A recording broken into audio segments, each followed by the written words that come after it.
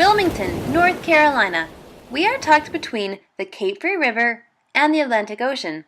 Having these two bodies of water in our backyard brought about an awareness and a curiosity as to how we can be better stewards of these natural resources. At Friends School, one of the things that we do every day is have a stance toward mindfulness. And we get that from the Quaker practice of reflection and mindfulness.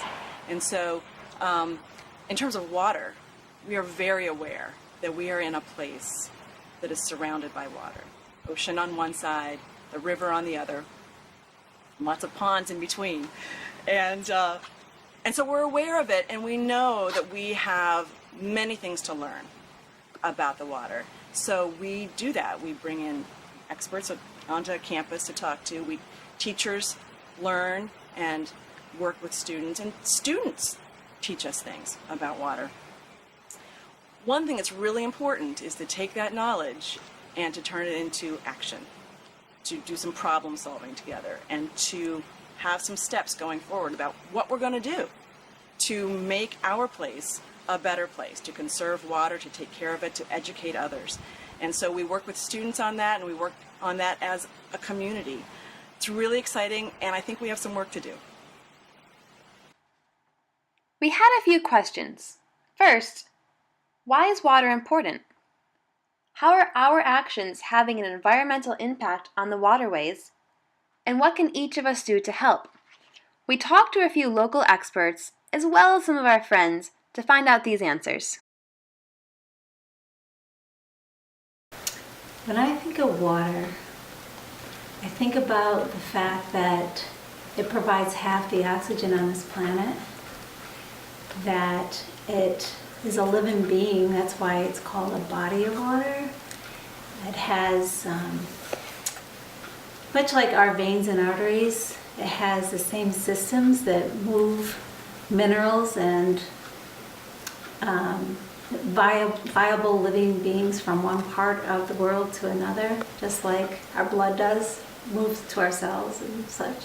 So I think of it as a living organism. Well, water is important to me because you can drink it and it quenches the thirst, and it is quite nice.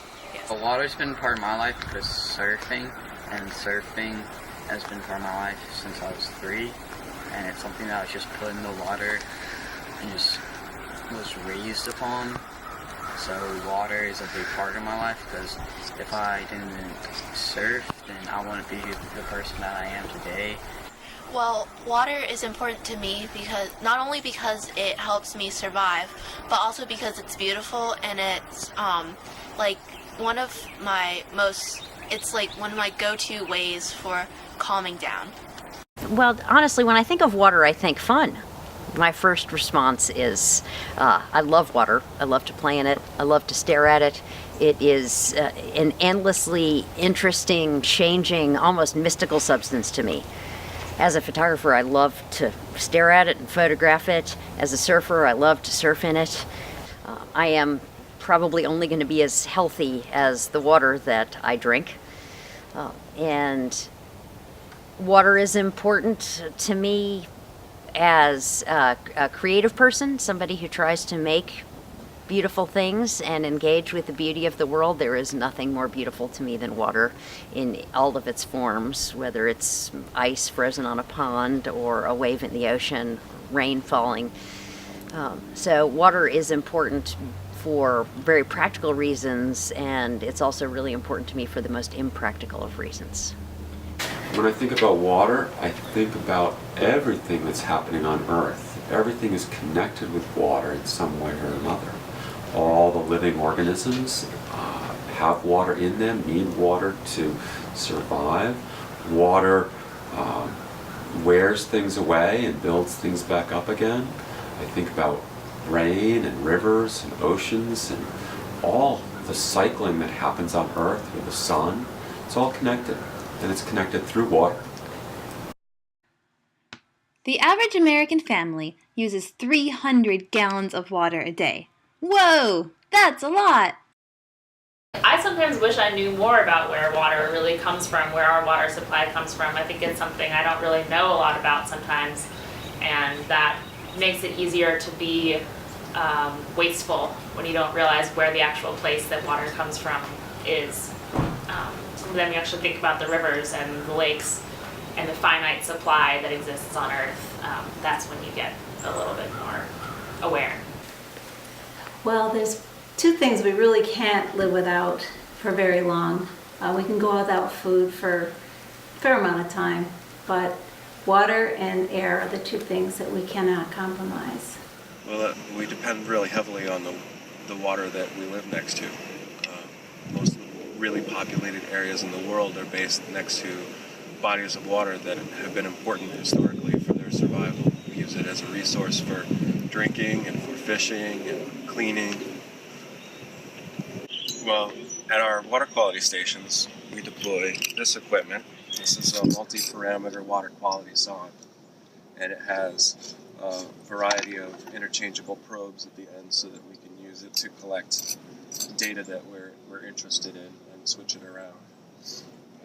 And these stay out at our stations 365 days out of the year, and they collect data every 15 minutes. I started the Cape Fear River Basin Studies program at Guilford College because it seemed to me that all of us in this culture, including the students and the faculty at Guilford College, would benefit from paying attention to the ways that our skills and interests, the things we were good at and wanted to study, to pay attention to the way those things could help affect positive change in our place as defined by water. We produce 3 million tons of plastic a year. Most of that is single-use plastic, like water bottles, shampoo bottles, and plastic straws. And eventually, all of those items end up in the ocean.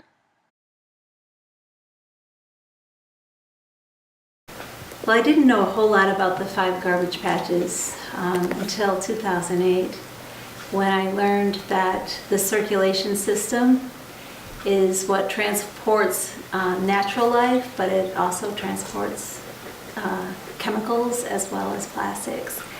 And after visiting 4 out of the 5 gyres, I've learned that there probably isn't a place on this planet that we haven't polluted. Okay. Well, pollution affects the animals in the Cape Fear River, the ones who live in the river, just like air pollution affects us, the animals who live in the air. It is, the substance that they have to have inside of them and also outside of them all the time.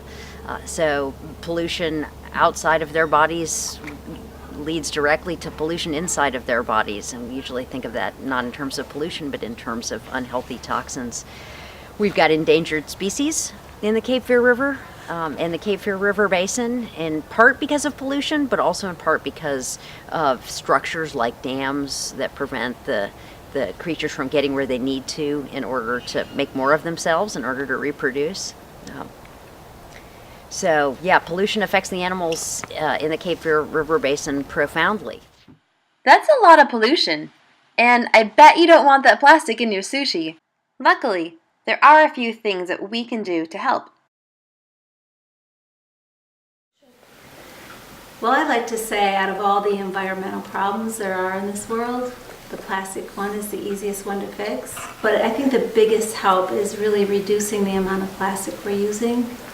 We produce 300 million tons of plastic every year, and over half of it is for one-time use items. So talk about a waste of a resource, right? We make plastic out of petroleum and natural gas, and we use it once and then we throw it away, and then it stays on the planet anywhere from 400 to 1,000 years. It's not a good use of a resource, and it's certainly not good for our planet. I think we need to be mindful of where our water's coming from, of how much we're using, and where it's going when we're done, and reusing it as much as we can. I know some people get very creative about that, having a rain barrel to collect the water off the roof and then use it to water the garden. I use water around the house as often as I can, if I can.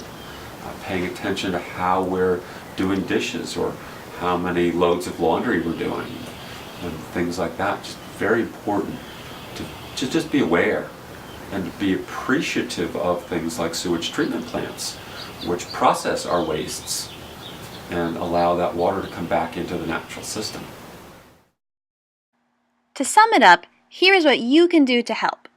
Reduce single-use plastic, like water bottles and plastic straws.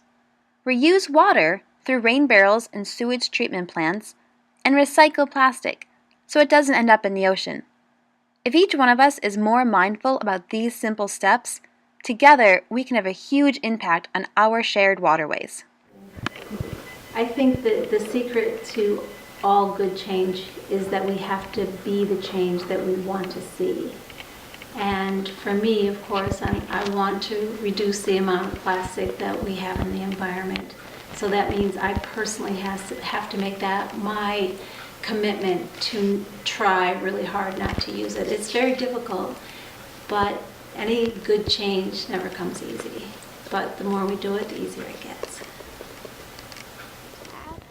Well, I would like to add that I think every single person who's living in this Cape Fear River Basin that we all share, I think that there is probably something that all of us can do to understand more how lucky we are to be where we are and how much more meaningful and exciting our lives could be if we found ways to play, to work, and to relate to one another that allowed us to understand this place a little bit better than we do. Thank you. Wonderful. How was that?